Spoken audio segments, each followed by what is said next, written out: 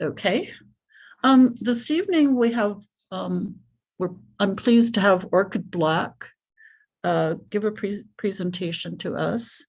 Many of you probably know Orchid, but she teaches native plant horticulture at the UCLA Extension and lectures widely on the topic of throughout California.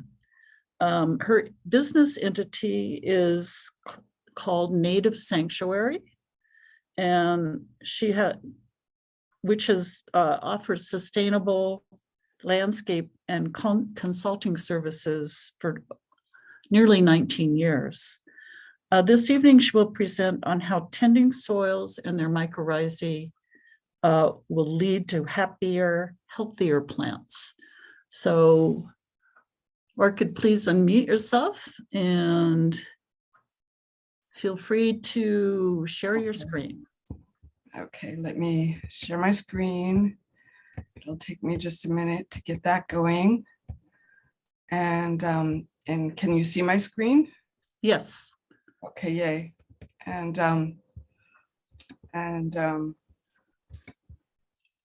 hold on while I move things around so I can get to the presentation mode. There we go. Okay, can you still see my screen? Yes, ma'am.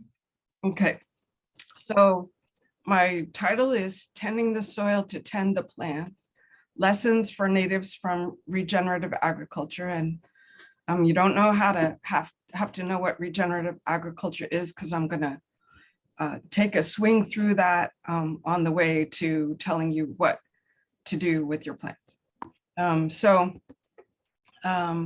But I want to show a couple slides of California diversity, because diversity is important to the talk. And here is the Carrizo Plain with Calanthus inflatus, Monolopia, that's all the yellow, Menzelia, Facilia. There were actually many, many more plants in this picture, but I couldn't get them all in one picture. Here is Penstemon, Centranthifolius, Penstemon granelli, and Poodle Dog Bush with, I think, maybe with an oak in the background and a few other things in the Liebre Mountains. And here's some riparian diversity. This is a seep in near Crystal Lake in the San Gabriel Mountains. So I want to tell you, first I want to tell you how I got into this. I teach two classes. I teach the native palette for UCLA Extension, but I also teach a class called Sustainable Garden Practice, Greener Gardens, Sustainable Garden Practice. And that class has a huge reading list of which students get to choose a few. And one of the books that I had read right about the time I started teaching that class in 2010 is called Dirt. And Dirt basically tells the story of how civilizations destroy their soil and then fall. And I'm not going to read this whole slide, but basically one part of the Declaration of Independence included the idea that the people who were there, the Europeans, settlers, had already degraded their soil from about 1619 or 1620 to 1776. So this is not, the way to have a long-term civilization, and we started teaching on Zoom, and I thought I'd look up some videos to let my students who weren't going to read every book read about this dirt. And I found that David Montgomery, who we see here from YouTube, had discovered a way for farmers to regenerate their soil. And he's a geologist, and he went around the world finding farmers who were fixing their soil instead of degrading it. And that to me was exciting, because I had spent 10 years in kind of a bad place about dirt. And I'm going to show you why. And but first, I want to say the people who are my inspirations. On your upper left is Christine Jones, Dr. Christine Jones. Gabe Brown is a farmer.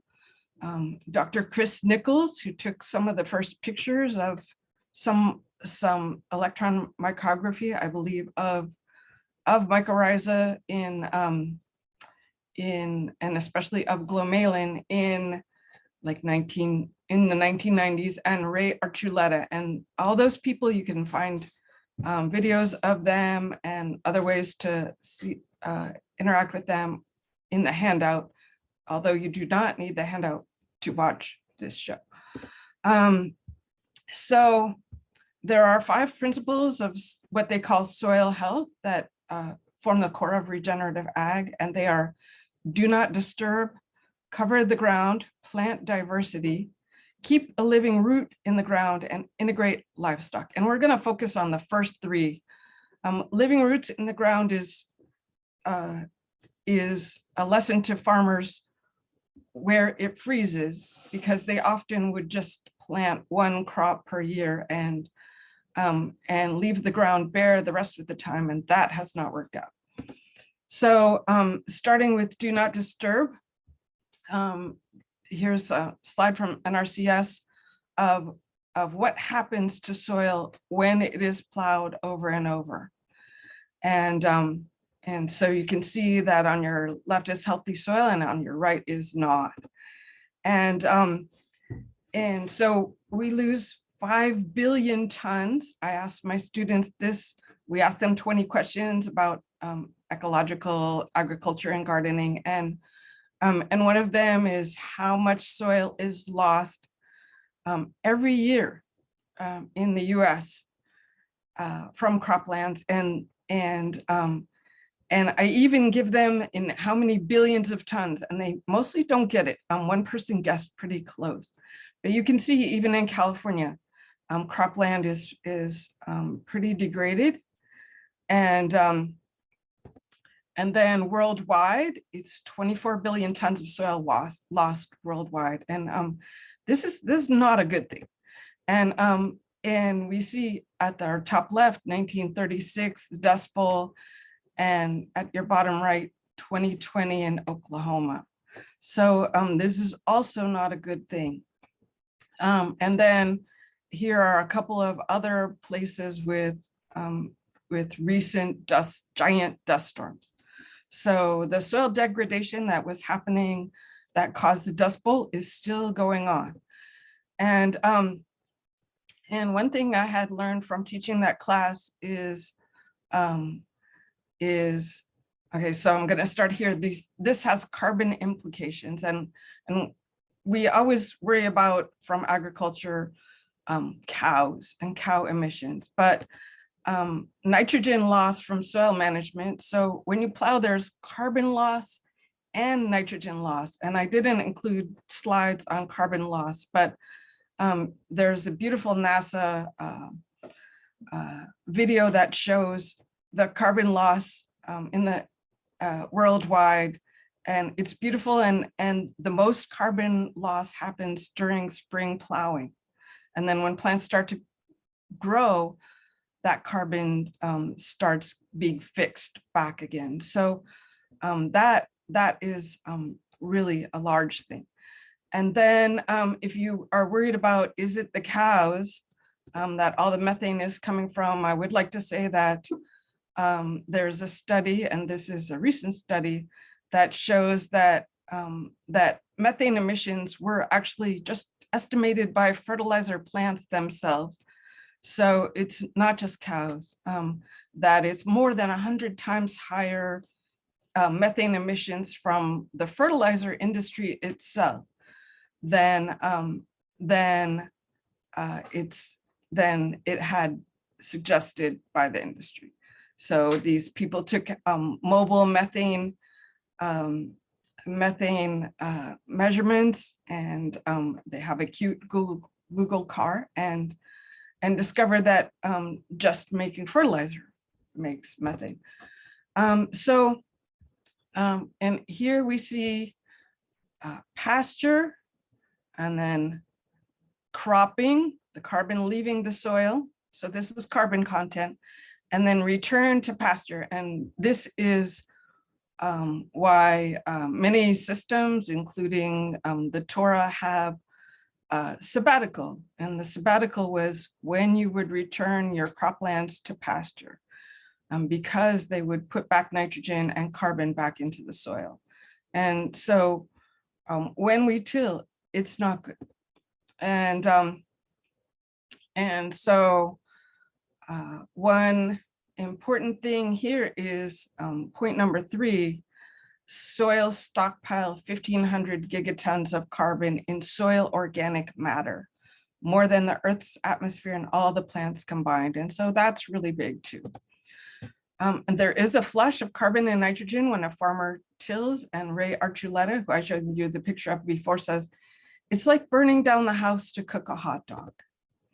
And then Dwayne Beck, another inspiration for me, says tillage is to agriculture what fracking is to petroleum.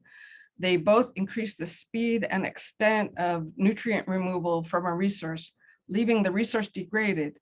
And so that's what's happening in our farms. And we will talk about why it shouldn't happen in the garden. And here's what people are doing about that. They are planting diverse cover crops. And I always understood, and I'm sure that many of you, and I know a bunch of you, that soil carbon came from roots decaying and other litter decaying into the ground. But you see from this slide from EcoSoil in New Zealand that that's only 5 to 10% of humus formation, which is a carbon compound. And then root derived carbon sequestration is 40 to 70%. And that is huge. And so this has been blowing my mind for a couple of years, and I got really obsessed, and that's how we got to this program. So here's a slide from Sarah, and I have fair use, by the way. Sarah slides are public domain because the government paid for them, the federal government. But here's bare soil where farmers have this past, we all have some bad past ideas. And one idea was that bare soil and fallow would keep water in the ground and leave the nutrients for the plants. And so they thought, oh, well, we'll just plant a cover crop over that, and that will be good. And that was good enough, but farmers can actually do better and fix a lot of carbon by keeping a cover.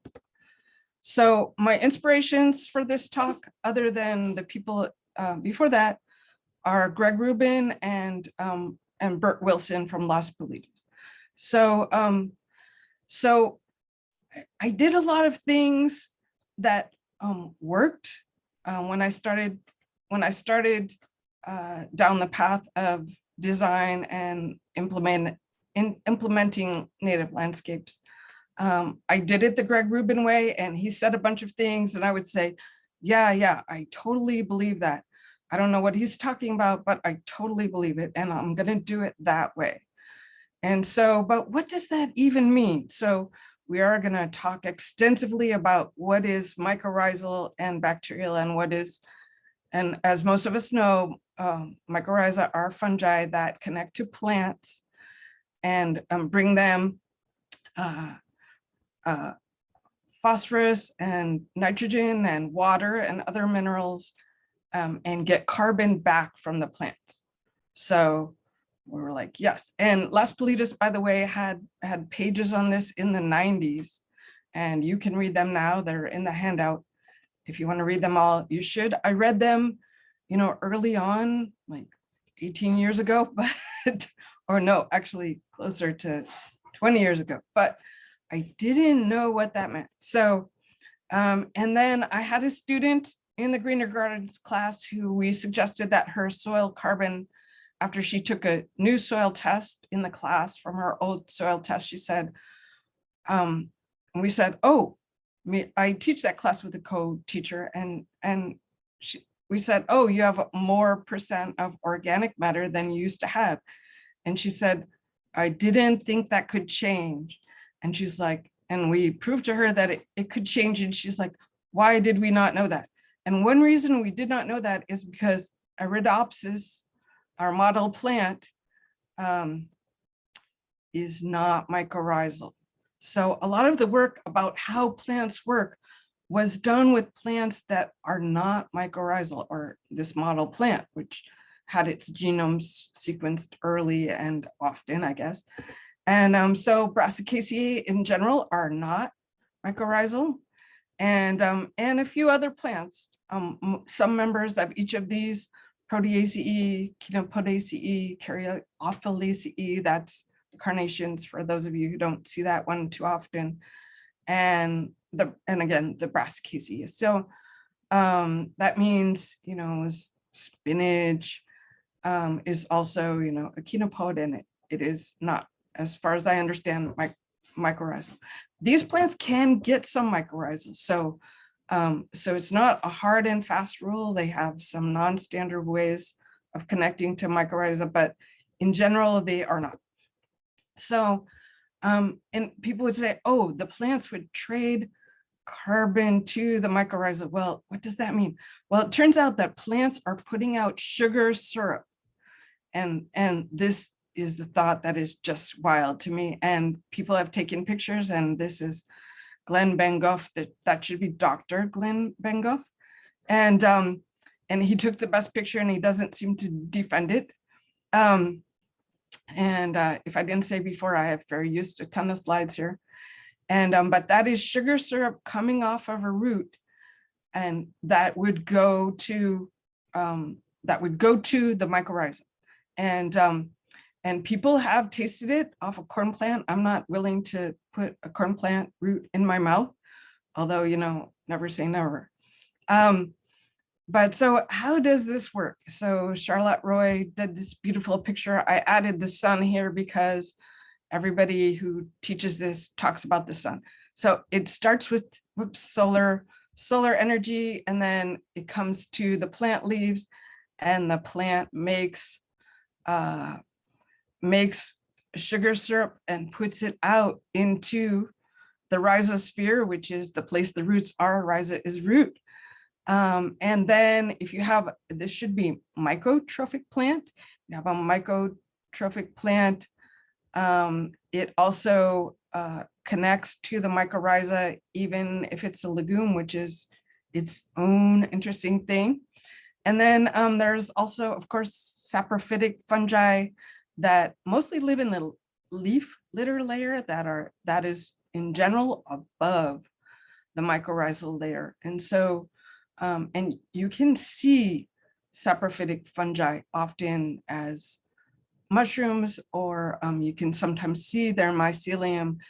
You cannot see the mycorrhiza. So if you see a very fungal soil with fungal hyphae, which are the strands that connect the plant, that is saprophytic fungus in general.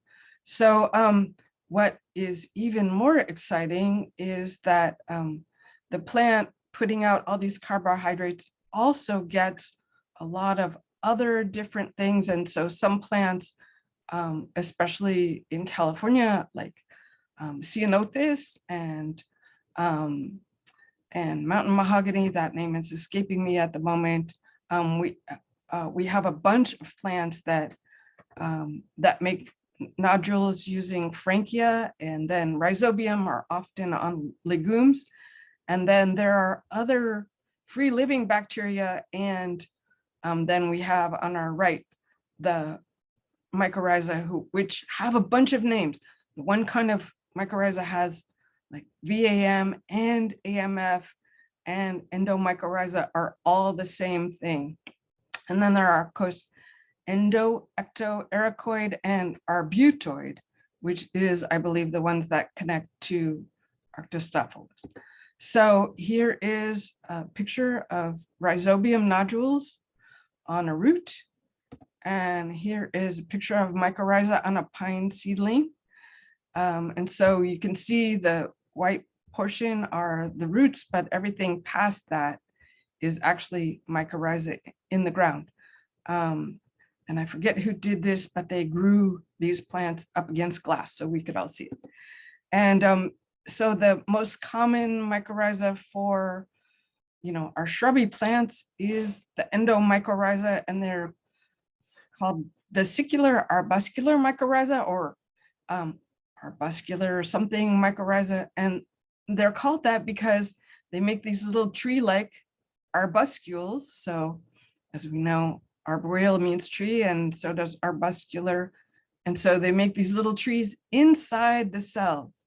And so I'm grateful to be able to access this picture from Wikimedia. And here is an ectomycorrhiza. So those mycorrhiza just join to the outside of the root, and they are mostly in conifer forest. And people are starting to understand that plants could not make it from the sea onto land without the mycorrhiza. And then a few plants, those plants we talked about before, they dropped their mycorrhizal association. They have more bacterial association, and the bacterial versus mycorrhizal associations are important, especially when you're thinking about having native plants. So here's a picture that I took from Las Palidas, and it shows on top, this brown area is the ectomycorrhiza, and then below that is the VAM, the arbuscular mycorrhiza, or the endomycorrhiza. So different plants, and this is suggested to be an oak, have more than one kind of association. So that's also kind of wild to me. And then life gets even more interesting because the plants are putting out sugar syrup, and they're attracting both the mycorrhiza, and they're attracting bacteria, and plants roots actually take in bacteria and eat some of them. I am not kidding, and expel the rest of them. And this is a work by Dr. James White, and I urge everyone to look up his YouTubes, because this is just wild to me. When I first understood botany, I understood that plant roots were straws, and they sucked up nutrients, and they sucked up water, and they sucked up whatever fertilizer you gave them. But in fact, there's this giant party going on underground, and roots are doing some really strange things. So here is, I believe this is one of Dr. Chris Nichols' slides, and we have the mycorrhiza, and we have these mycorrhizal hyphae here. They're the little tiny strands, and that makes this glue called glomalin. And these little tiny strands, you cannot see them. There are supposedly miles in a teaspoon of them. You cannot see them with the naked eye. And they glue soil together. And so when we till, it breaks these strands, and it makes it harder for the plant to survive. And then here is a glomalin aggregate, and we'll see that from a more naked eye perspective, but we can see it up close that all the soil particles are being glued to the plant. So here is a well aggregated soil, and they usually say it looks like cottage cheese.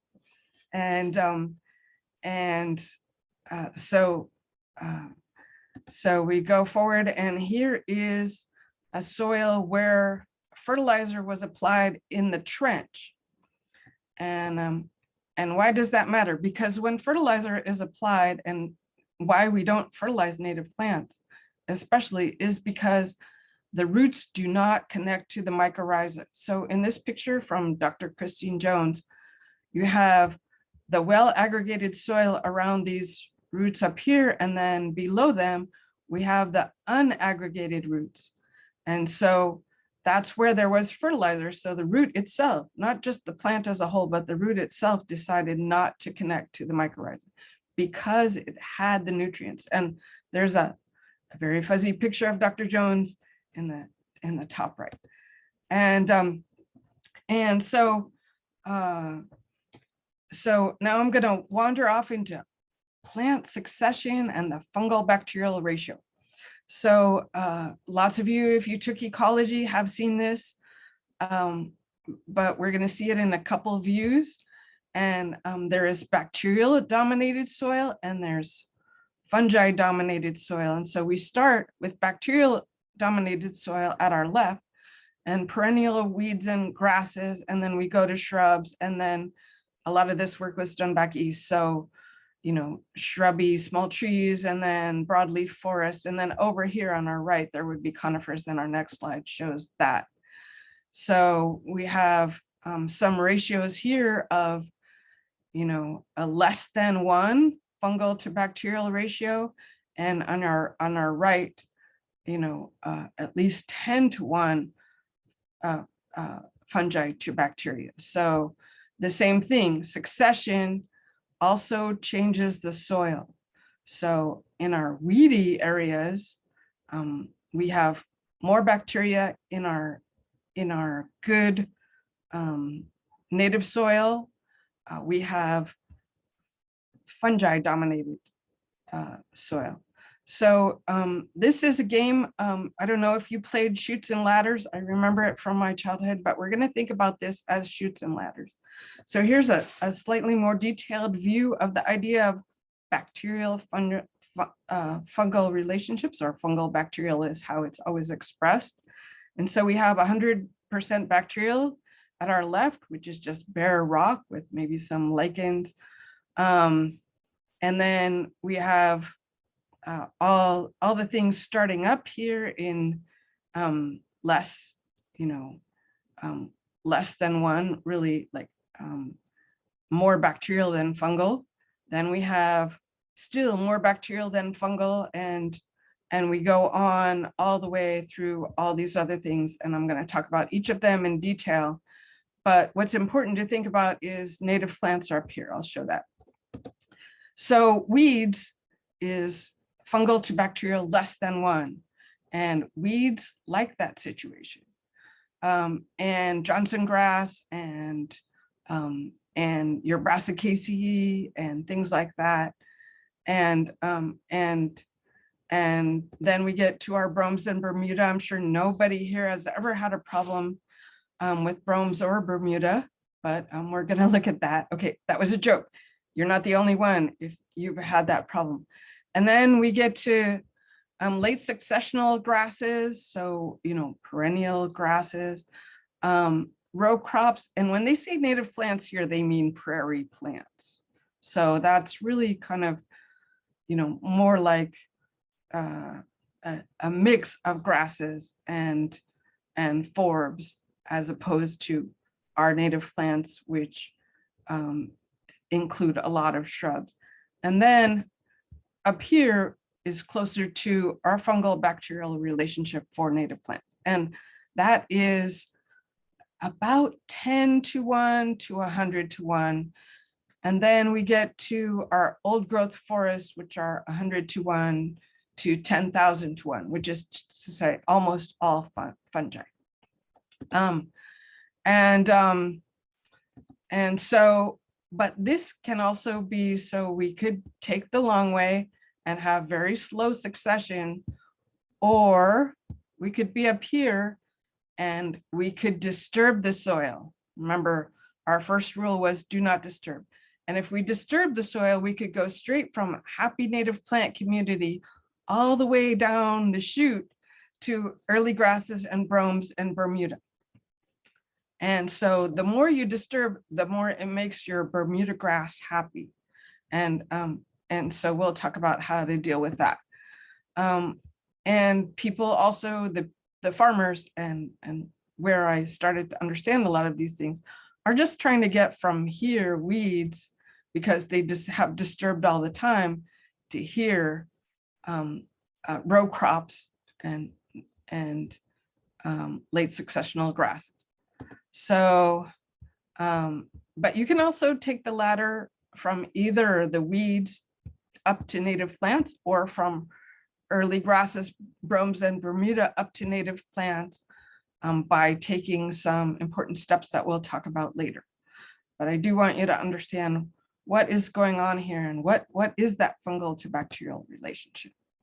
So one of the first things that I saw early, in the 2000s was this important study where they had incredible waist-high Brassica Nigra and black mustard. And actually it says here 2 meters in height, so 6 feet high, and nobody knew what to do with it. So they did this thing. And some of you, of course, know David Pryor, and almost all of you know Tree of Life Nursery. So some of the people involved in this. And so they imprinted the ground, and they bought some mycorrhiza fungi, and they crushed up the mustard with the mycorrhizal fungi, because I don't think they could pull it all out. So so this started making me really think about, okay, gotta have some mycorrhiza. And then and here is a couple pictures of also why not to disturb. So this tree didn't need us to till this ground to live there. And then here is Pentiment granelli, and this penstemon did not need us to till the ground in order to live there either. And so this is food for thought. When people go out and make the ground all fluffy, it's not in the best interest of our native plants. So our next principle is cover the ground. And so there is some studies about this. And the most important thing, let's see, did I? No, I didn't. Okay, so the important thing in this one is point number 2, is ultraviolet light was the most important factor for decomposition and carbon release from soils. So this group of people has other papers on similar subjects. So if you're interested, you could start with the handout and start with this paper, but there are other interesting things about that. So one important thing is that the soil biota has a temperature that it likes to be at. And so on your left, you have ground with armor and a plant cover. And this is in the Midwest. And the soil temperature is 87, which is still in the range that soil biology is happy. On your right, you have some bare ground with some cover still left, and the soil temperature is 107, which is leaving the range where we are happy. And it turns out that the microbiome is not happy there either. And so people are learning to plant a cover crop and lay it down with a crimper, and then plant right into that with special drills so that they don't have to till. And then we cover the ground with mulch, and in this case, there was Bermuda in the ground, and so we covered it with mulch and cardboard. And this is just prior, we left it for a little while, but and it's important to leave it for a while. But you can also cut right through the cardboard and plant, although it's not the best situation. It's good to leave it for a little while. So plant diversity, and this is where things get really, really interesting.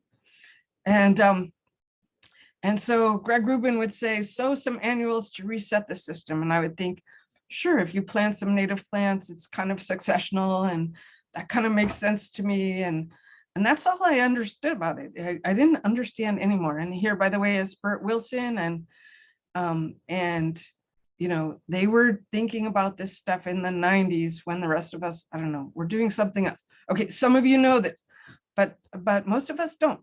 And so we come to the Jenna experiment.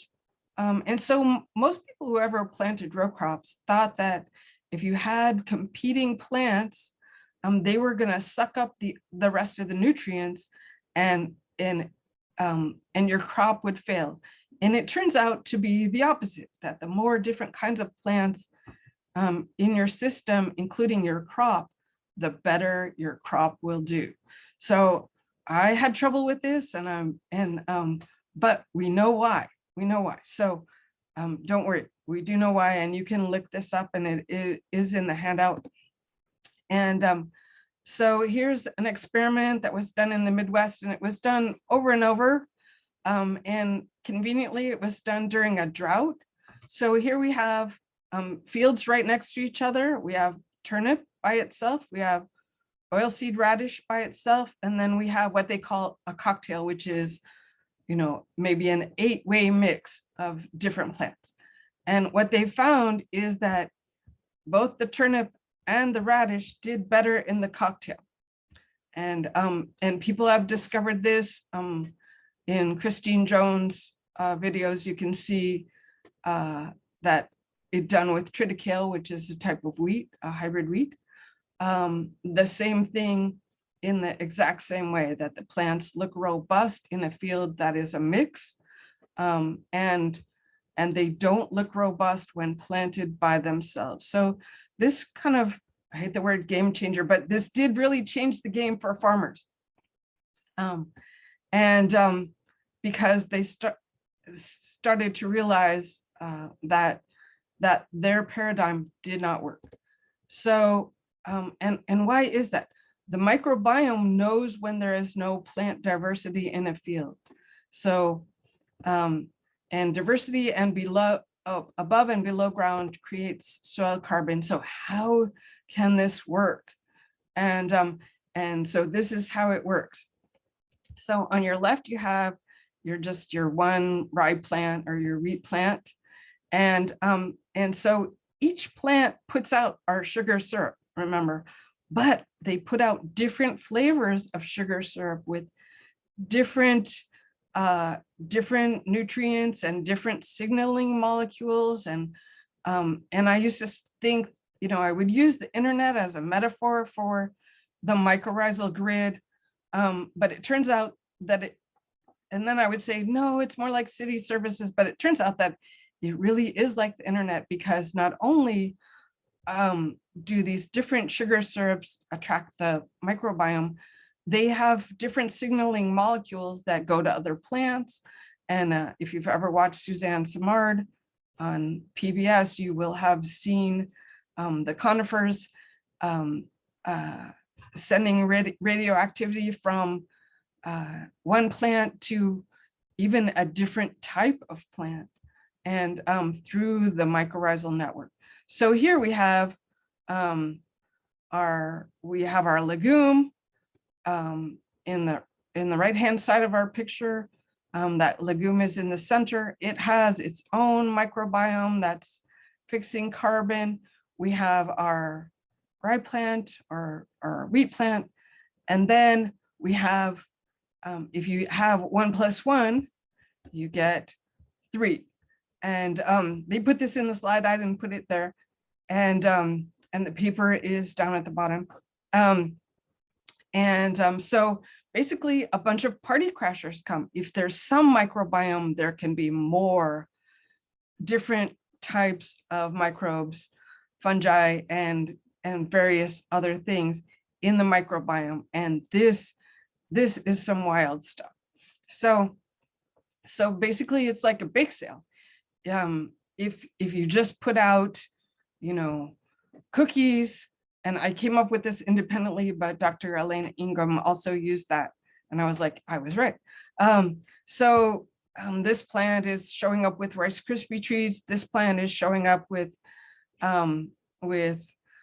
brownies, but you also need cookies and some chocolate cake if you actually want to attract people to your bake sale. And that is true underground too. So all these plants are throwing out different types of carbohydrate that attract different organisms, and if you get enough organisms, they themselves attract different organisms. And we all learned that legumes have nitrogen fixing bacteria, but there's free living nitrogen fixing bacteria that don't even connect to the plant roots in the same way. So, so diversity is super important to making a microbiome underground. And so here's a slide from Sarah. It's focused more on crops, but again, we have our energy going to our plant, which is making all these things. And the more different kinds of plants you have, of course, we know the more different kinds of wildlife, pollinators, etc., but also different kinds of things underground, and then different fungi, different protozoa, different bacteria, and it's an ever expanding thing.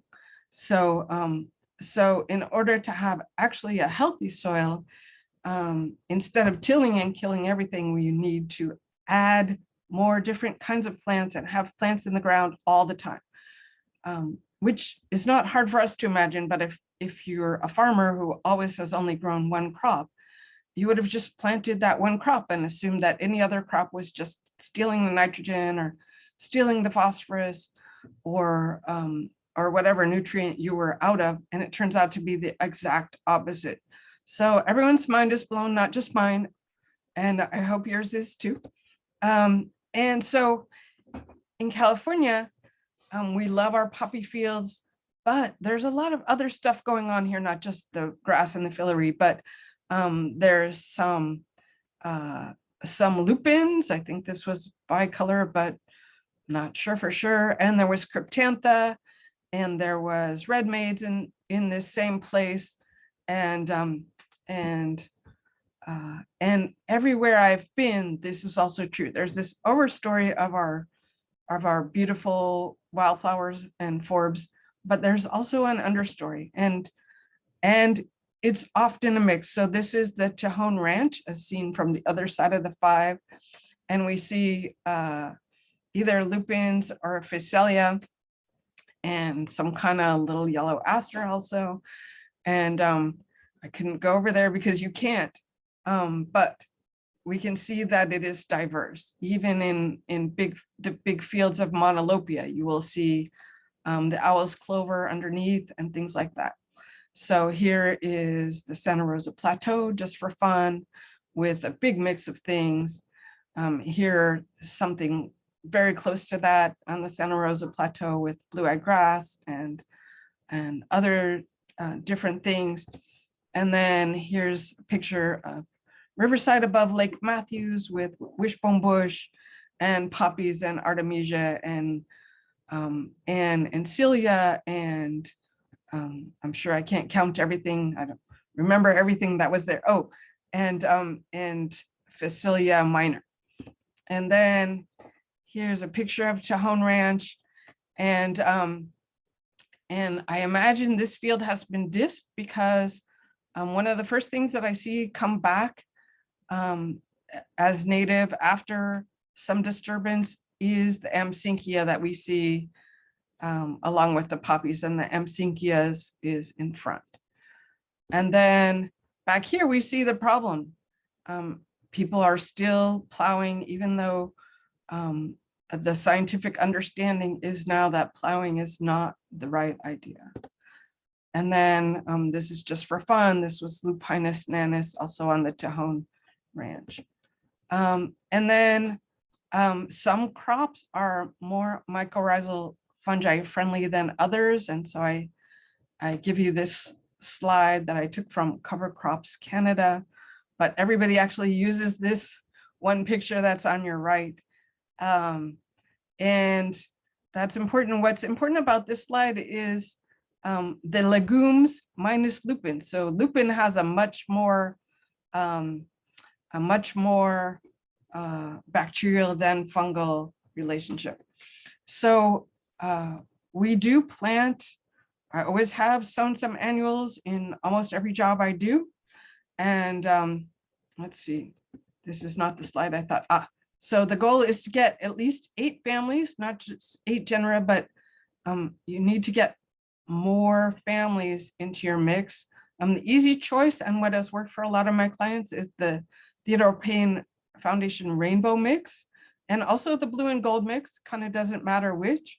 You could also use the native erosion control mix and then add flowers. But I am going to go backward and show the plants that I think are most likely to be mycorrhizal and add to the mycorrhiza after you plant your plants, or when you plant your plants, or if it's going to be a while before you plant your plants, I would suggest to use a mix like this. And make sure that there are some native grasses. Just planting forbs is probably not a perfect idea. This is in the handout, so don't think you have to write them all down right now. I wrote them all down for you. And then and here are some pictures of plantings. So there was, as you can see, this was mallow, this was apricot mallow, this was there's kind of a pink form of Lewis Hamilton running around, and this is that, but planted with a whole bunch of, and I think actually the apricot form also, but then with a whole bunch of different annuals. Here is planting at the Learning Garden of Clarkia unguiculata with wildflower, Western wallflower, and a bunch of other things, poppies and etc., monkey flowers. Here is a new planting where we just planted the poppies and the gilia right into the mulch. And they used to say that you couldn't do that at Theodore Payne, but then my clients would say, but she did it at my house. And so I don't suggest that you plant your, rare annuals directly into the mulch. Maybe you should plant them right into bare ground. But inexpensive, commonly occurring annuals, yes, you can plant them right into the mulch and they will grow, as you can see in this picture. You can see the mulch in the background back here. And here's a planting that's partly grown, but you can see that they did replant the annuals every year at this site. So you can see that they exist and still exist. And then here are some different diversity. Here's sulfur buckwheat with penstemon, San Gabriel penstemon, rabbit ear penstemon, that's what it is. And achillea and poppies, and I think flax too in the background. And a similar shot of the same place with some Salvia pachyphylla in the front right. And then then we have the last ideas. Living roots in the ground is less of an issue here, but don't think that clearing the ground now and not mulching it is going to help. And some people are really worried about mulch and bees, and you should be. And I've gone round and round with Gordon Frankie about this. And what I have done at this point for my own garden and other gardens is find the bees before you mulch. And so I do look for the bees, which are often to the east side of your property, and sometimes there's a slope and I don't mulch there. But if you don't cover the ground, your plants will suffer. And then integrate livestock. So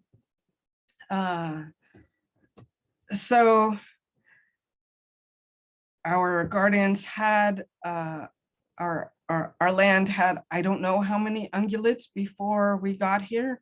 This is a pronghorn, and I've seen pronghorn at the Tejon. And then of course, so we have bison. We're in herds of millions as far as anyone knows. And here's a painting from 1885 of the pronghorn, which of course, you pretty much have to go to the Tejon to see at all, if they let you on there. And here are a couple of films that you can see about this. And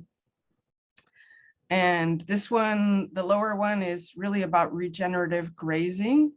And so bringing the animals in, and the other one is more about regenerative ag in general. And I think that's it. And I am going to, well, I'm going to leave the slides up just because I'll probably go back to them during the questions. So, I'm going to start. I'm going to go back to the back and see where we are with the questions.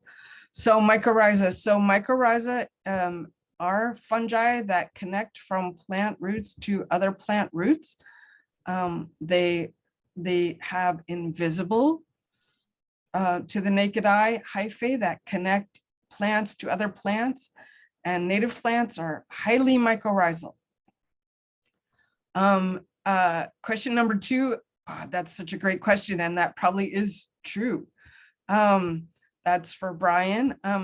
If I'm getting to your question, feel free to actually, I'm gonna stop the share and see if I can see everybody. And if you want to, just unmute and ask your question. Also, I kept track of them too, Orchid, if people want me to just to go through the list. Let's see if people will just go ahead and unmute and ask their questions. And then if somebody doesn't want to, you can just pick it up from there.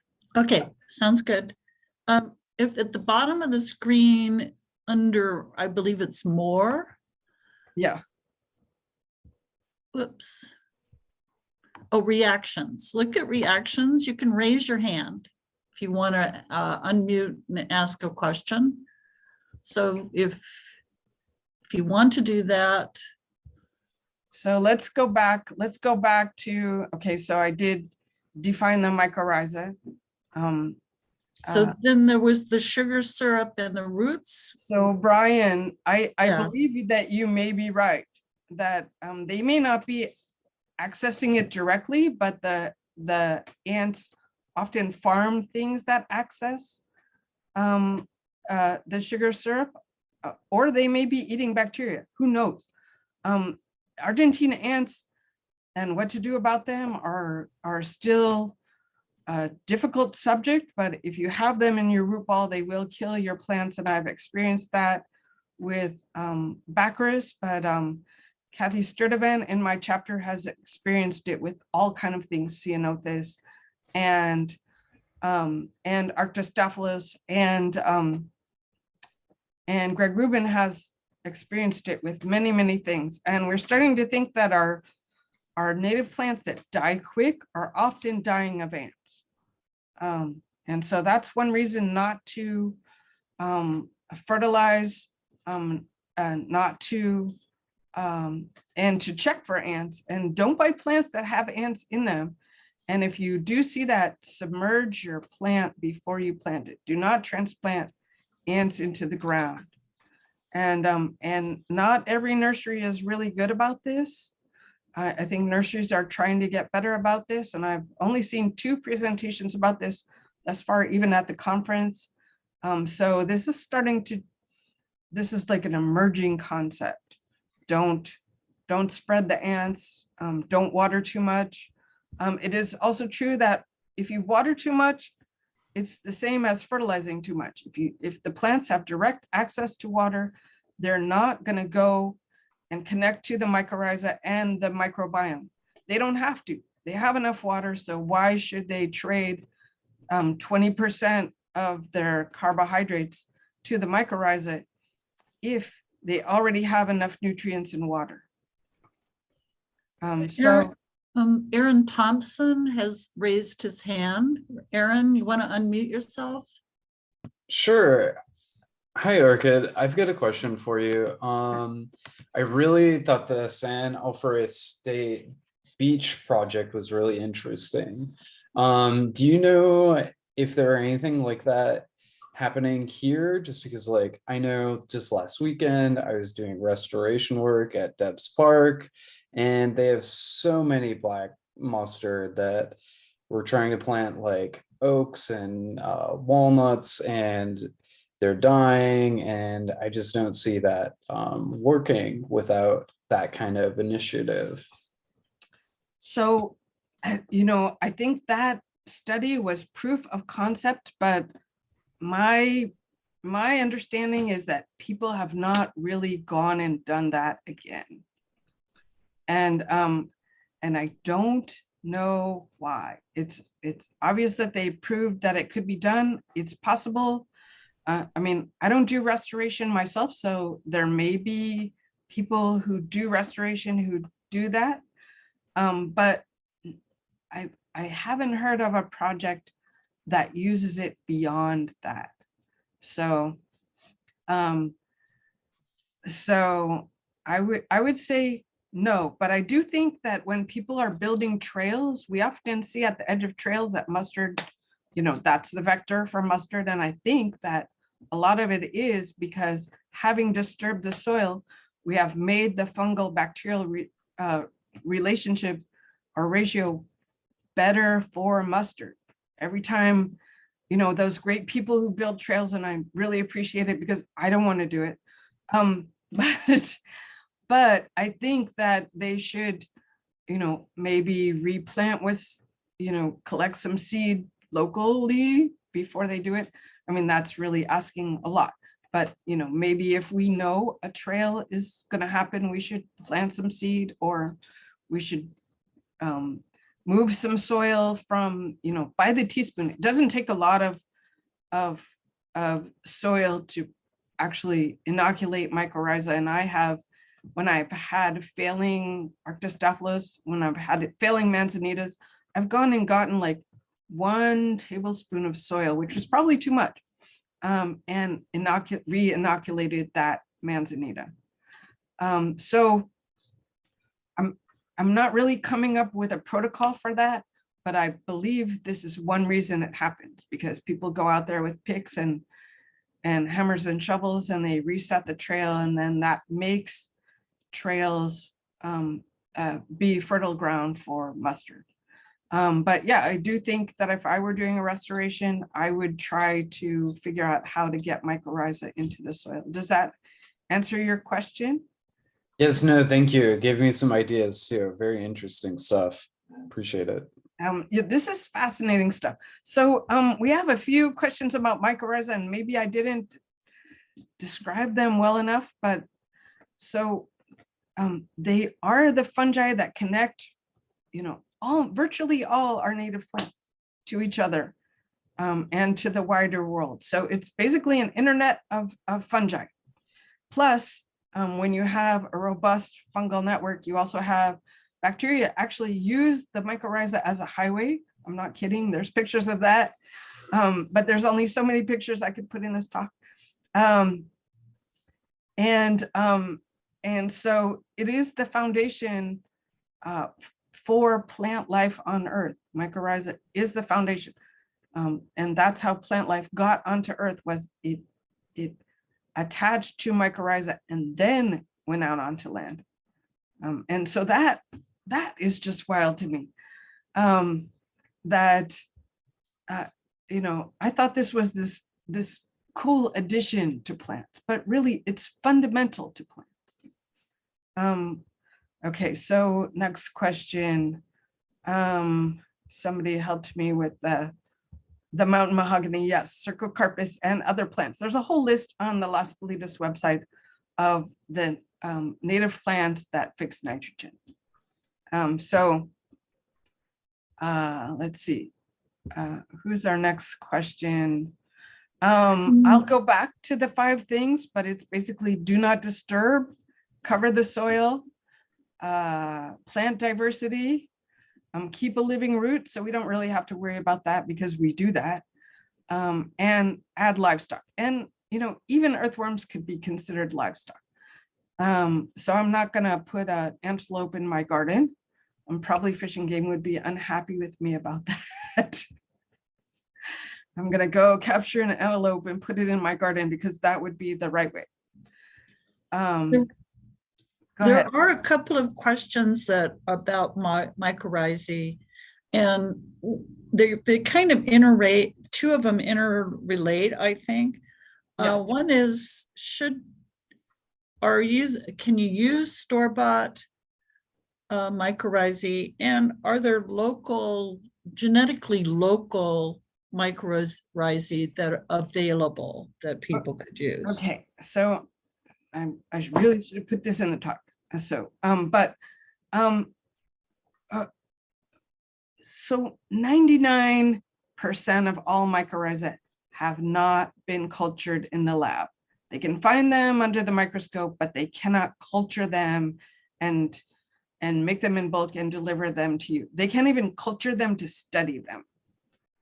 So you can get some very simple mycorrhizae, but if you have a native area close to you, first off, they're in the air. Spores of mycorrhizae are in the air. If you have an oak anywhere on your property or like closely adjacent, or a native conifer, you already have mycorrhizae. And your object is to stop disturbing and killing them off. So basically they're all these invisible filaments, but if you have disturbed, then they're just little pieces. And when they're little pieces, they can't necessarily connect anymore. So, I mean, there are, I believe for that study, or somebody early who talked about this to our chapter said you could just get it at mycorrhiza.com, but do not buy, if you do this, buy a packet that is dry. And even like a single serving kind of packet that just has one kind is good enough. And what they sell for agriculture is glomus, and that seems to work just fine. But I would almost always try and find the closest native plant and just grab the tiniest amount of soil. It really doesn't take much. And in my class, one of my students had more microbiology than I have. And I just want to say right now, I have none. And she said, oh yeah, we're just breathing it. We're breathing spores all the time. So we are trying to create the conditions that make mycorrhiza happen more than we are trying to go get some. And if you buy native plants from a reputable source, that's Theodore Payne or Tree of Life or Las Palidas, or I think some of the other big places, they have a mycorrhizal program. They fertilize their plants to get them to a certain size, and then they add mycorrhiza and culture them before they sell them. And they have to, because those plants would not actually look any good if they didn't. Now, there are places where they don't fertilize at all, like Las Palidas. There's never, they just use the mycorrhiza, and the plants look terrible in the can, but they perform in the ground. So if I thought I had really, really bare, they took off the topsoil and nothing was living in there at all, that's almost never true. So just because you have bare ground and you've left it for a while doesn't mean they're not there. And you probably would do better by covering the ground. But if I had that situation, I might buy a few plants, like I might buy my manzanitas and ceanothus, mail order from Las Palidas, because they have their own really idiosyncratic, like, I'm pretty sure they just, okay, I'm alleging this, but we used to think when I was a volunteer at Theodore Payne in the first few years of 2000 that they just grabbed some dirt from a happy plant, because there would always be like their potting soil and some dirt when you took the root ball apart. And we were like, what are they doing? And so that's our best guess. Me and the nursery manager of Theodore Payne at the time thought that. I'm not sure it's true, but their plants really, they look terrible. They're hard to sell. And you cannot hold them. You can't hold them in a pot.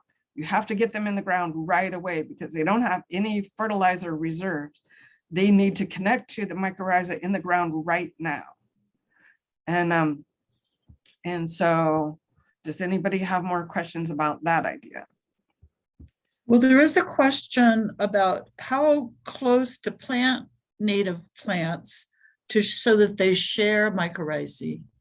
So they will share mycorrhizae, I think at quite a distance.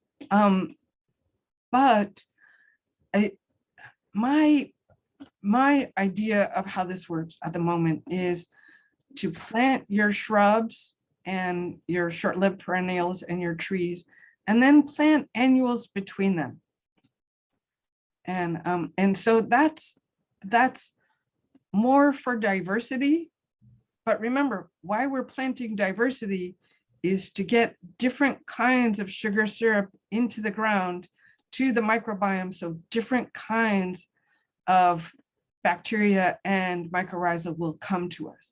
So if we buy a mycorrhiza, we're just buying one of the kind that's cultured, which isn't going to help our plants in the long run.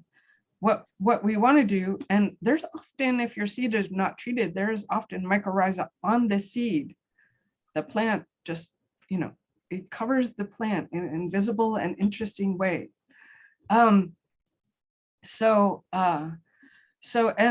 And if you're buying the expensive potting soil that says it has like 20 different kinds of mycorrhiza, there's no roots in that potting soil. So those mycorrhiza, by the time you get them, are probably not alive. That's just a sales tactic. And do not buy like an allegedly mycorrhizal juice, because those mycorrhiza are almost certainly not alive by the time they get to you. If you are going to buy them, buy a powder. But, yeah, so everyone's like, I need mycorrhiza, let me buy some. But that's not really the answer. I need mycorrhiza, let me plant the right things and let them grow by themselves. So, I mean, how gardens work is not how I thought they would work, or how I was told they work. They work in this really biotic way where if you create the conditions, if you plant them, they will come. That's really the answer. If you plant them, they will come. Try and buy your plants from a reputable source that has a nice mycorrhizal program. So I assume Theodore Payne, I know for sure Tree of Life and Las Palidas. I believe that Musa is kind of trying to copy, or at least the original owners were trying to copy the Las Palidas method and have the plants be outside. And the more plants are stressed, this is one of the wild things to me. The more plants are stressed, the more likely they are to give more syrup to the mycorrhiza. And when they're less stressed, they give less. So your beautiful, happy, well-fertilized margarita bop from not one of those nurseries is maybe not going to be as well off. Okay, don't buy the worst plant there, but don't overwater or over fertilize. And we're all like, well, what is that? And that's like, let the soil almost dry out. The soil has to stay moist but not wet. And that is really, put your hand in the soil, take a screwdriver, put it into the soil, put your finger down 2 inches, and let it be just slightly damp down there, cool, not dry, not wet. Okay. And let's see. So do not fertilize. So we have, it takes a village. Yeah, see, that's true. It takes a village and the party crashing microbes also. So the monocultures of corn and soybeans are the exact wrong thing. And every farmer who does that is killing their soil when they do that. And if you watch even a few of the YouTubes, which are mostly proceedings of soil science for farmers, these conferences that farmers go to, And so some of the production values are not perfect, especially the earlier ones. But that's the soil scientists taking this stuff to the farmers and making it work. And there are a few farmers who've done no-till for like 30 years. And so, yeah, so the monocultures of corn and soybeans are basically exhausting. It's exhausting the soil carbon by killing the microbes and letting the new plants take the nutrients from the dead microbes, but it doesn't put any carbon back into the ground. When you have a happy microbiome, all those microbes come and they party at the sugar syrup and then they die. And that's where soil organic carbon comes from. It comes from the dead microbes. It does not come from dead roots. It doesn't come from dead decaying litter. It comes from the microbes who came to the party, and then, microbes just don't have a long life. So they die and they leave that carbon. And that carbon makes home for new microbes. And so that's a little bit. If you want to understand that no-till thing, the first 4 videos on the handout will help you understand how farmers are changing their behavior. And there's a surprising amount of farmers that are. And there are books about it, but they're a little more recent. And they're also on the handout. Well, like one of them is on the handout. And then we have somebody ask, forgive me my age. Yes. So, well, we're all, older today than we were yesterday. Yes, so I love this comment. Forgive me my age, but if you ever wondered why grandma's yard with 40 different plants is overgrowing and gorgeous, and you can't tell where one flower plant begins at the other ends, and also why that is so pretty, here's our answer. So, and then Louise asked, does this tell us how to establish a native plant garden in a suburban environment? So, I'm hoping that it does. So how I do it is if I need to kill Bermuda or some other difficult plant, we do put cardboard and mulch down and leave it for a while. Typically like 2 months. We don't use glyphosate anymore because it doesn't really help as far as Bermuda. Now remember, like Bermuda, it's a forage grass. So cows pull on it and it likes to be pulled on. So all of you that dug out your Bermuda, I've done that. And it's not the right way. It just makes conditions that are favorable to your Bermuda. So we smother it. And there are many, many weeds you can smother that same way. Some of them can be smothered with just mulch, and some of them really need a barrier between the mulch. And then we plant mycorrhizal native plants, and then we put annuals in between them.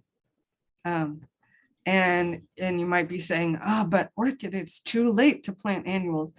And we know that, but it is still possible to plant poppies at any time of year, as long as you give them adequate moisture. And you can still often plant Clarkia really late. So I have planted Clarkia as late as February or March.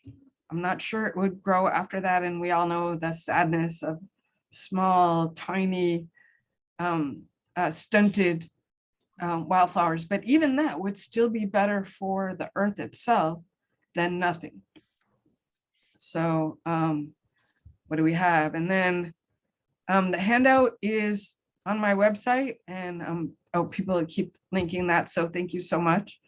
I'm probably not going to, WordPress is handling that differently. So I probably am only going to leave that up for like a week. The old handout does not have a preview. So I'm going to leave that one up. It's on the post before this one, but I'm going to take this one down if I can't stop the preview because I don't know. I don't find that beautiful. Okay, so Caitlin says she's more excited about the seeds I planted in the winter. 11 of them are on the list. So look at you, you were intuitive. Then let's see. Then more questions about the handout and more questions about the handout. You know, and if you're just really stressed about downloading something from a site, you can just also email me. I'll put my email in the chat, and that's coyotemint@gmail.com. I'm sure that those of you who love Coyote Mint will remember my email. Yeah, so do you recommend planting annuals along with native shrubs and grasses? Yes, I absolutely do. And I recommend keeping them going.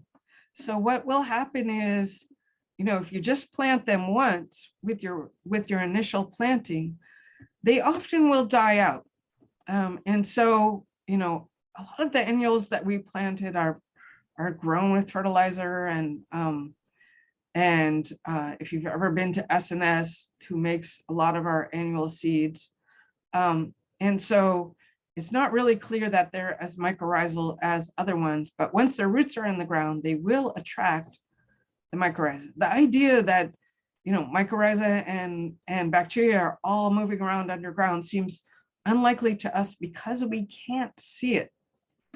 But in fact, they are. So I would keep planting annuals even after your plants are established to make sure that the microbiome is robust.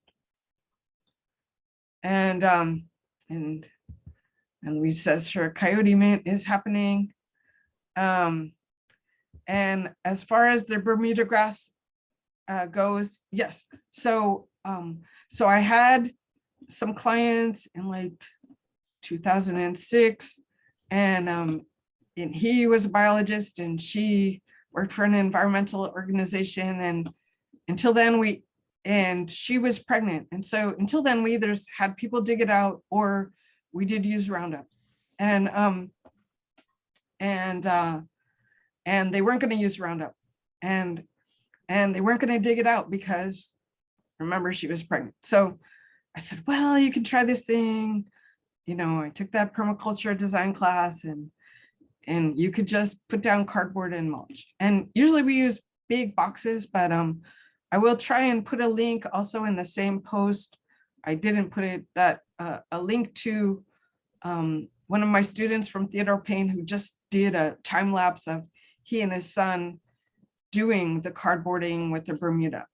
But yes, so what happens is Bermuda does not like to be shaded out. It does not like to be removed from the nutrient source, and it does help if you don't water while it's happening, so that you just really stress it out.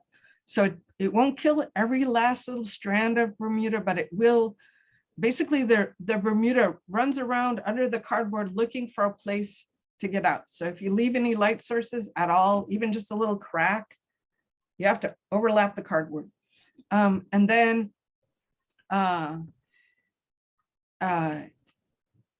if it finds no light source, and we'll even duct tape the cardboard to the sidewalk, that doesn't work necessarily on old concrete, but anything you can do to deprive the Bermuda of light will mean that when you go back, it is there are a few strings, but you can just literally pull them out by hand, and that seems really unlikely until you try it. But you can. It gets so weak from the effort of trying to push out, you know, find some sun, that that it gets weak enough that you can just pull the rest of it out. And let's see. Yeah, so if your neighbors have Bermuda and they don't mow it, Bermuda seeds and all kind of seeds can come back in your yard. And this is one, you know, one reason not to use landscape fabric is that it does mess with that layer of between the leaf litter, or basically your mulch, to the rest of the microbiome. But the other reason is weed seeds just blow in on top of it, and then you have to weed through the fabric, and that you know, it tends to be like my idea about landscape fabric, it is hope on a roll. They used to say that that face cream was hope in a jar, but landscape fabric is hope on a roll. We all think that, you know, putting some plastic between the seeds and the mulch is going to work, but it really doesn't. So as far as a mature tree, you need to stay at least a foot from the trunk of your tree. And if you're planting plants in cans, you want to keep the mulch as far away from the plant as the edge of the can was. And you know what? I'm going to start a share and just draw this for you. So we have our new plant, and we put it in the can, and we make our planting hole just exactly the size of the can, unless it's clay, and then you can scratch the sides a little bit. But if it's not clay, do not do that. Just slide that in and backfill very carefully into this space. And then here's our plant, and this could also be a tree. And then we put our mulch just to here. So there is a little bit of bare ground. We just cover that gap just barely, but we don't put the mulch all the way up to the stem of the plant. And the reason is because mulch is full of decomposition fungi. Saprophytic fungi are decomposers. And so if you put it right up to the stem of the plant, you could decompose your plant. So I'm going to stop that share. And then I'm going to clear this drawing, and let's see. And then let's see, clear my drawings, and then we'll have a tree flare. Here's the flare. The tree goes up, and then we have this flare. Sometimes you can't see that flare, right? And here are kind of our root, but you should look for it. And then we only want to bring the mulch to here. We do not want to bring the mulch any closer than the flare. And it often is good to pull it back a little farther from the flare. But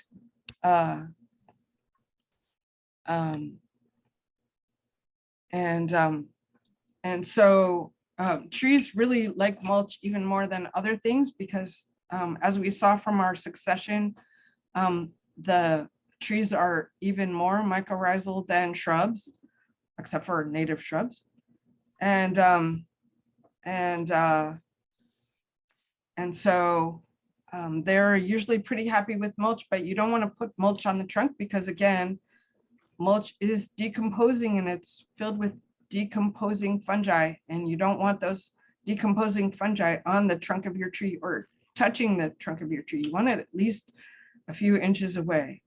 And then the question is, does that ruin the soil, bugs, microbiome? It does not. So cardboard is basically mulch in a shape. They took some mulch, they ground it a little farther, and they pressed it into a shape. And the cardboard actually decomposes. So if you do it right, you come up with, usually in the end, you have mulch and the packing tape. If there was packing tape on your boxes, you'll find that, but you often won't really actually find the cardboard anymore if you do it right. So are there questions that I missed? Please raise your hand and unmute yourself and ask your question.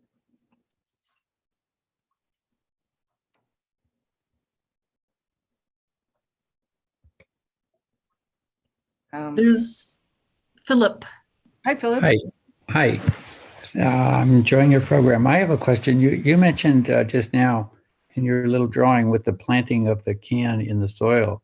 Yes. It sounded to me like you're suggesting not taking the plant out of the can and maybe cutting the bottom out of it and planting it. Can you explain? No, you do that? you still have to take the plant out of the can. I see. All yeah. right. I'm sorry. I was not clear about that. The plant has to come out of the can, but we don't want to make a hole that's widely larger than the can. So when I learned horticulture, what I learned was, you know, $5 tree, $50 hole. And many of us learned it that way. And it turns out that was exactly wrong. And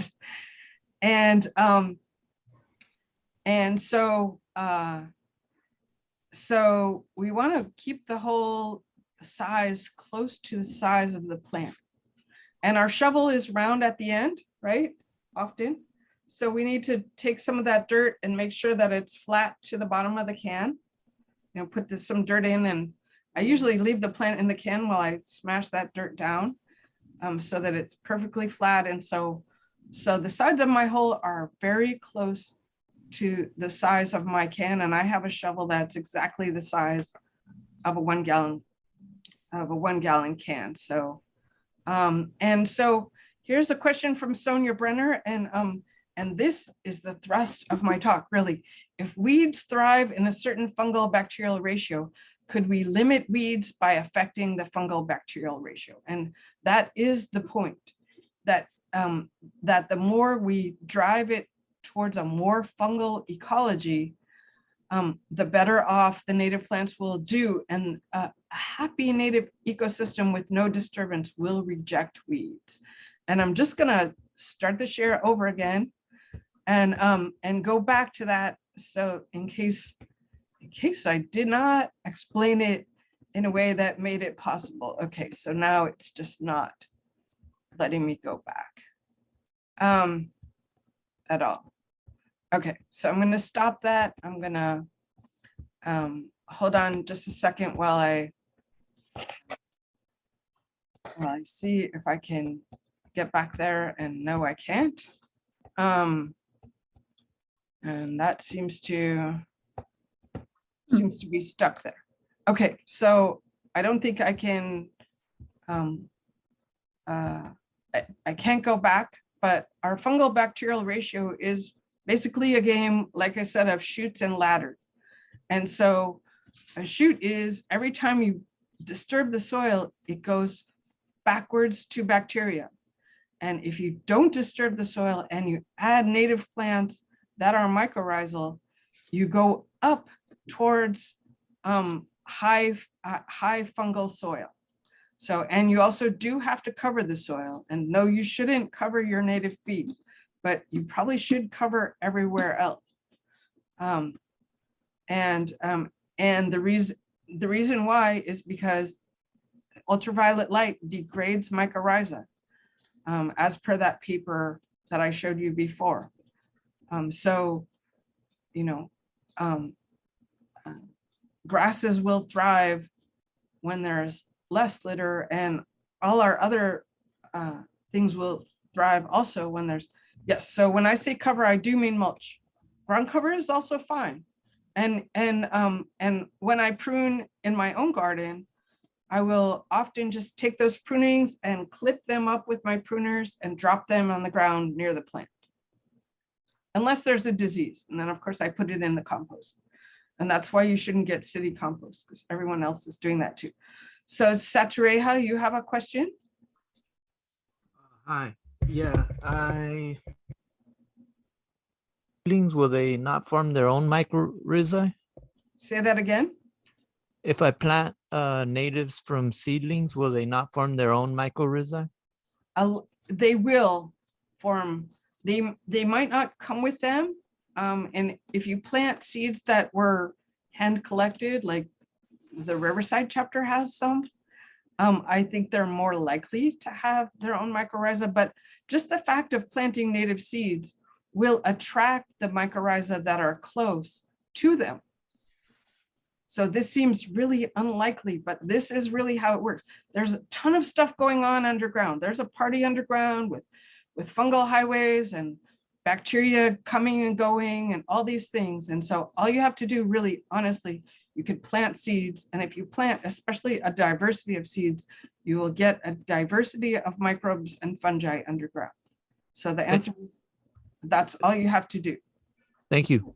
You do not have to bring some mycorrhiza to the party. The plants are bringing the mycorrhiza to the party by themselves.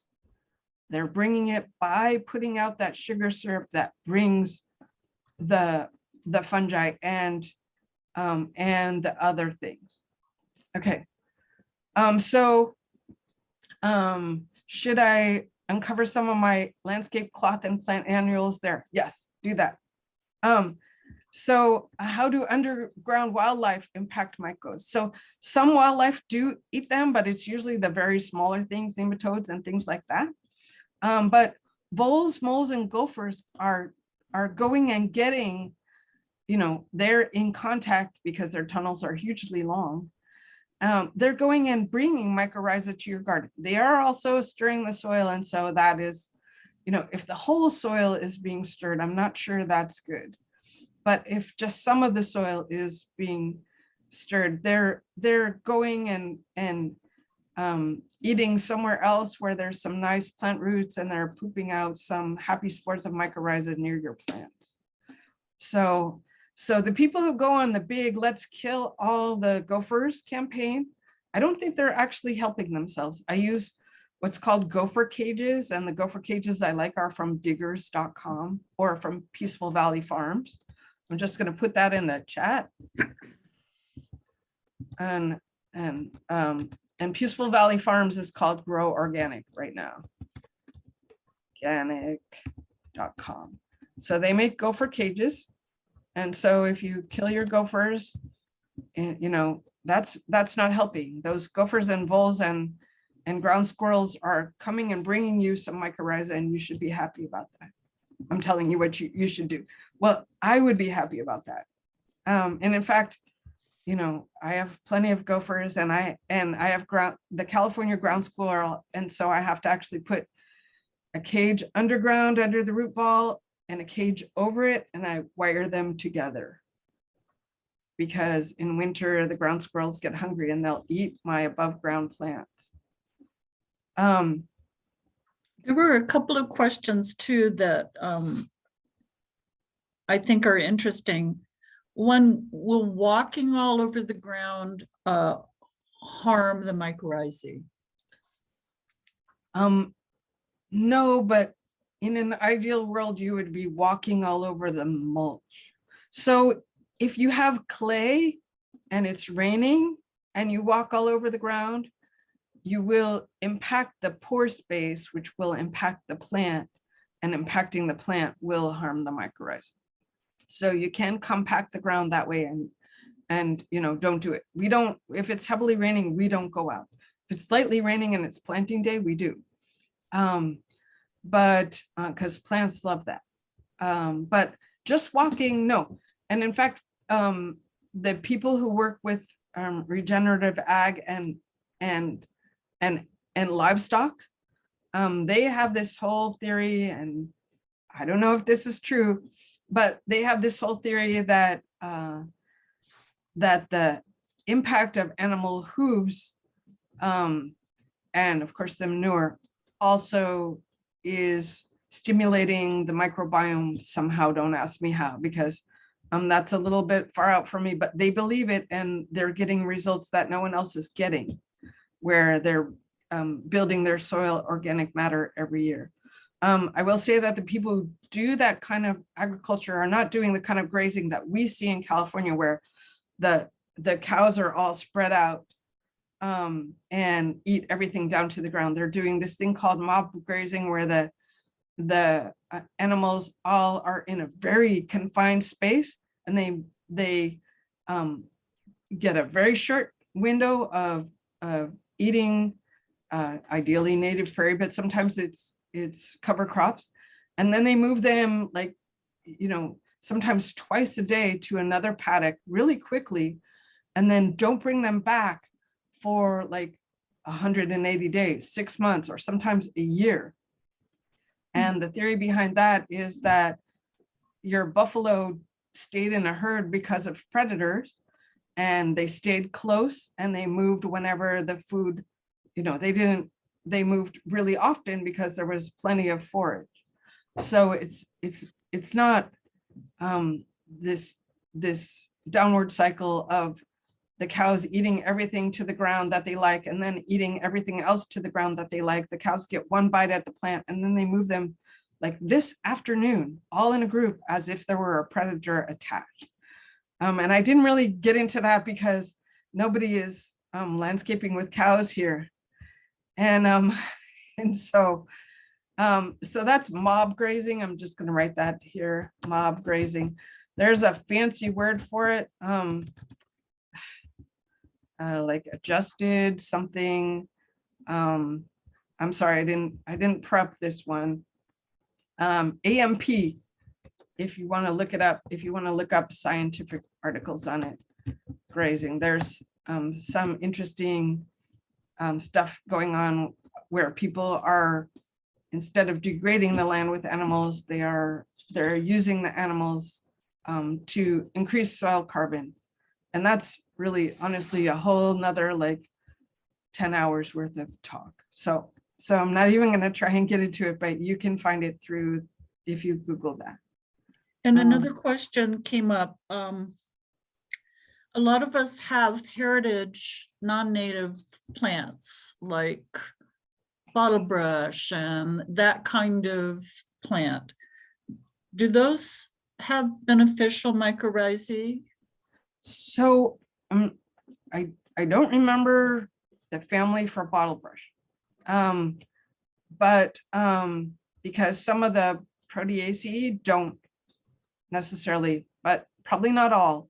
I mean, a lot of these rules are just being made up right now. But if you have plants from any Mediterranean biome, they have most likely similar mycorrhizae, or they would have failed to thrive here. Okay. And especially, your Mediterranean, your Western Australia, your Chilean, your South African plants that are happy and healthy, they are connected to the mycorrhiza, especially your shrubbier ones. Somebody did bring up too the fact that there are invasive and exotic fungi in the soil. So Yes. So there are a lot of people have done a lot of work.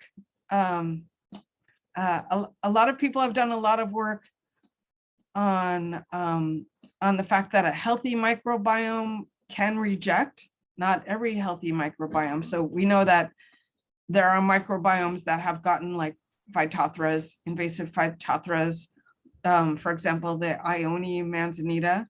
But people have done a lot of work in agriculture to discover that healthy composts, you should not necessarily use compost for natives because compost is back there on your low fungal to bacterial ratio, which is to say less than 1.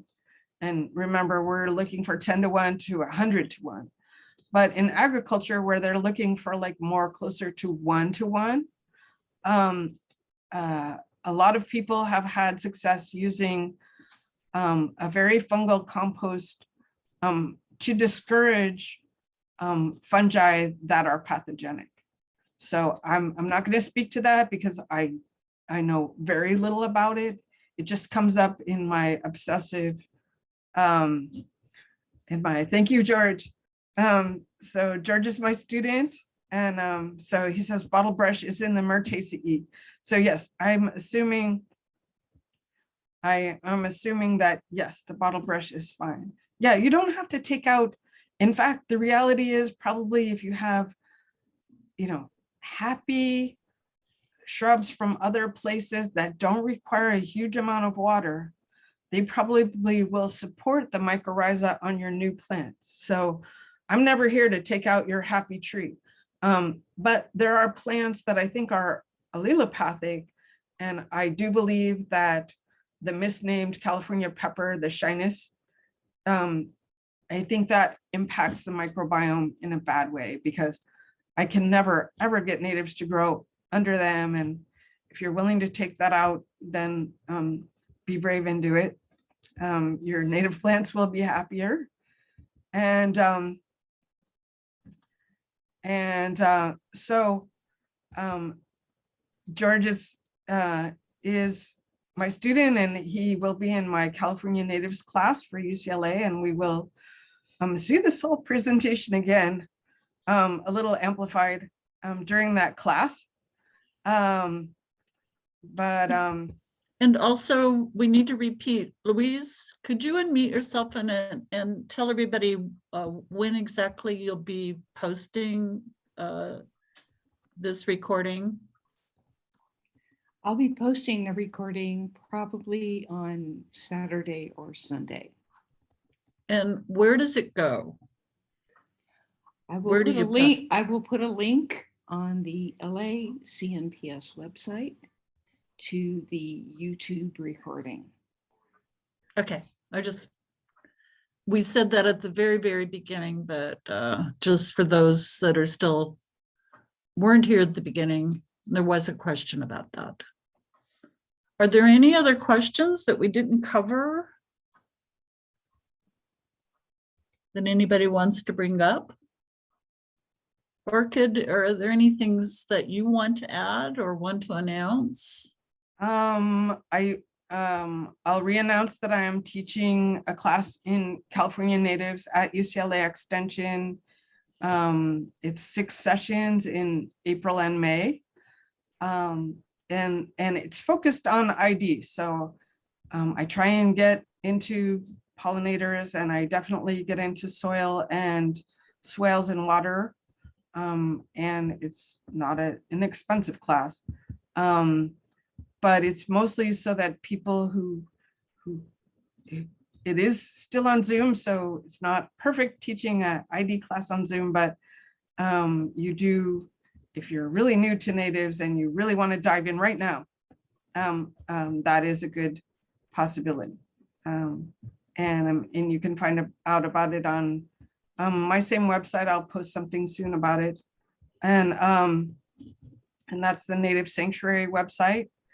And other than that, I'm really glad everyone came. And for those of you who are like, oh my God, what is mycorrhizae? I hope that you understand a little bit about it now. And remember, so cover the soil. No, wait, do not disturb, cover the soil, plant diversity. Those are the 3 things you need to remember. And there was a last minute question too. Okay. Could you just briefly talk about the effect of irrigation on mycorrhizal health? So- Maybe that summer watering versus, so many native plants, summer watering is a death sentence. Yeah, so it's